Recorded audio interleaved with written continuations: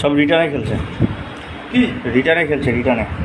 এই ধরবো দেখবা, যদি মনে করো হলেও না হলেও চান্স।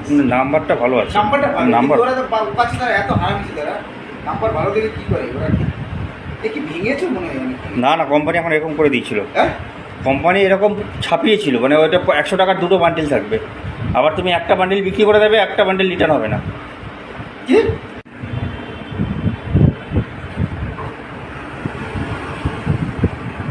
আর 0 স্যারের কিছু কাজ আছে? 0 স্যার 68 0 4 0 স্যার